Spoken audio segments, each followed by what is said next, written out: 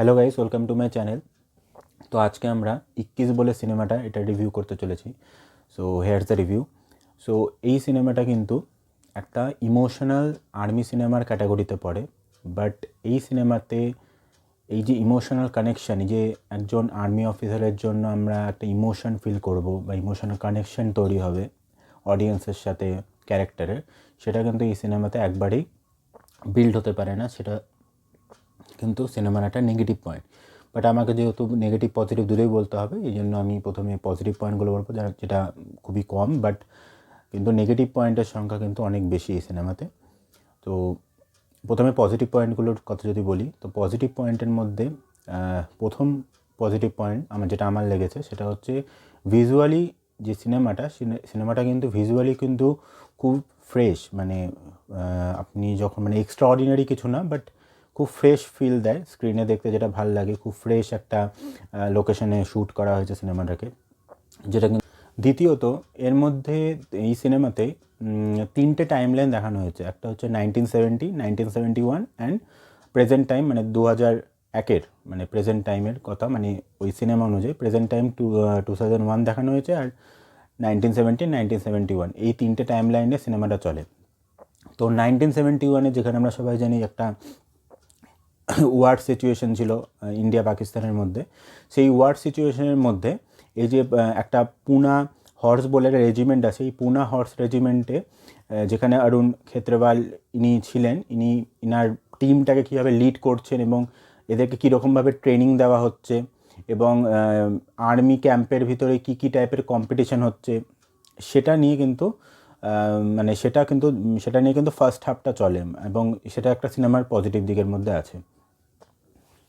এবার যদি নেগেটিভ পয়েন্টগুলোর দিকে আসি, তো নেগেটিভ পয়েন্টগুলোর মধ্যে প্রথম নেগেটিভ পয়েন্ট যেটা আমি ফার্স্টেই বললাম, যে ইমোশনাল কানেকশানটা কিন্তু ক্যারেক্টারের সাথে অডিয়েন্সের কিন্তু তৈরি হয় না। এখানে ধর্মেন্দ্র যে আছেন, যিনি এই অরুণ ক্ষেত্রপালের বাবার রোল করেছে, উনি যখন লাস্টে পুরো মানে ট্রুথটা জানতে পারলে ওনার ছেলের ডেথটা কীভাবে হয়েছে, ওয়ারে কী হয়েছিল, বেশ অ্যাকচুয়ালি কী হয়েছিল, তো তখন যে ইমোশনটা ওখানে ওই সিনে তৈরি হয়, সেই ইমোশনের সাথে কিন্তু অডিয়েন্সরা কিন্তু কানেক্ট করতে পারে না, যেটা কিন্তু সিনেমার একটা নেগেটিভ পয়েন্টের মধ্যে পড়ে। কারণ সিনেমাটার ওই পোর্শনটা, ওই ক্লাইম্যাক্সের ওই ইমোশন জায়গাটা ঠিকভাবে ওয়ার্ক করেনি বলে সিনেমাটা কিন্তু অনেকের কাছে একটু বোরিং ফিল হওয়া শুরু করে।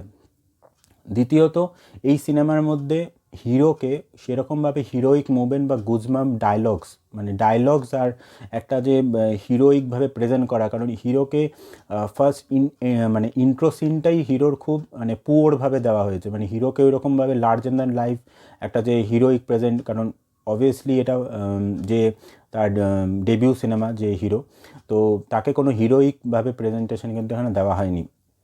এটা সিনেমার নেগেটিভ পয়েন্ট। যেটা মেজর বলে সিনেমাটা, মানে যদি যারা মেজর সিনেমাটা দেখেছে, সেখানে যে আর্মি অফিসার ছিলেন সন্দীপ উন্নিকৃষ্ণন, ওনার যে ক্যারেক্টারটা ছিল, ওই ক্যারেক্টারটার সাথে কিন্তু অনেক একটা ডায়লগস এবং তার যেটা প্রেজেন্টেশন, ক্যারেক্টারটার নিজের একটা ফ্যামিলি ছিল, একটা ফ্যামিলি ম্যান ছিল, তার বাবা মা তার স্ত্রী, এরকম পুরো একটার সাথে যে একটা বন্ডিং, তারপর তার সাথে সাথে একটা হিরোইক যে প্রেজেন্টেশন, সেটা কিন্তু মেজর সিনেমাতে ছিল।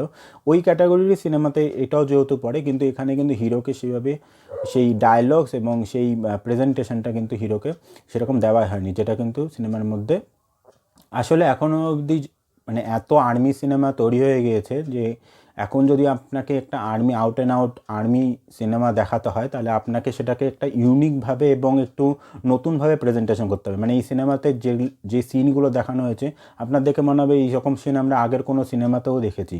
তো কোনো নতুনত্ব নেই, মানে নতুনত্বভাবে সিনেমাটাকে প্রেজেন্ট করা হয়নি। এখানে ক্লাইম্যাক্সে একটা ট্যাঙ্ক ফাইট সিন দেখানো হয়েছে, যেখানে পুরোই ওয়ারটা ট্যাঙ্কদের মধ্যে হচ্ছে, এনিমি এবং আমাদের ইন্ডিয়া পাকিস্তানের মধ্যে যে ওয়ারটা হচ্ছে, সেটা পুরোপুরি ট্যাঙ্ক ফাইট সিন হচ্ছে।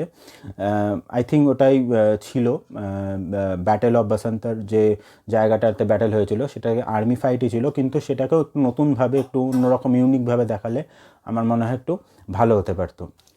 এর সাথে সাথে সিনেমাটার মধ্যে একটা লাভ অ্যাঙ্গেল একটা রাখা হয়েছে, যেটা প্রতিটা আর্মি সিনেমাতেই থাকে, একটা লাভ অ্যাঙ্গেল না রাখলে মেকার্সরা ভাবে যে অডিয়েন্স সেটাকে মেনে নেবে না, একটা লাভ অ্যাঙ্গেল রাখতেই হবে। কিন্তু লাভ অ্যাঙ্গেলটা সিনেমাটাকে কোনোভাবে এগিয়ে নিয়ে যায় না, মানে লাভ অ্যাঙ্গেলটা একটা সার্টেন পয়েন্টে এসে মানে শেষ হয়ে যায়, এবং সেটা মানে আর ইম্প্যাক্ট ফেলতে পারে না। কিন্তু অরিজিতের গান ওগুলোর জন্য সিনেমাটার মধ্যে ওটা ভালো লাগে, যখন অরিজিতের গানটা আসে সেটা শুধু ওইটুকু পার্টের জন্যই সিনেমাতে রাখা হয়েছে আই থিঙ্ক। বাট সিনেমাটার সেই লাভ অ্যাঙ্গেলটা আমার মনে হয় আননেসেসারি রাখা হয়েছে, ওটা না থাকলেও সিনেমাটার মধ্যে ওইভাবে কোনো ইম্প্যাক্ট পড়তো না। তো এই ছিল আমার রিভিউ। আমার কাছে 21 সিনেমাটা একটা বিলো এভারেজ সিনেমা মনে হয়েছে। আমি জানি না বক্স অফিসে এটা কেমন পারফর্ম করবে। তো যারা যারা সিনেমাটা দেখেছে তাদের কেমন লেগেছে কমেন্টে জানাবেন। এই ভিডিওটা ভালো লাগলে লাইক করবেন, কমেন্ট করবেন, চ্যানেলে নতুন হলে সাবস্ক্রাইব করবেন। এখনকার মতন ভাই।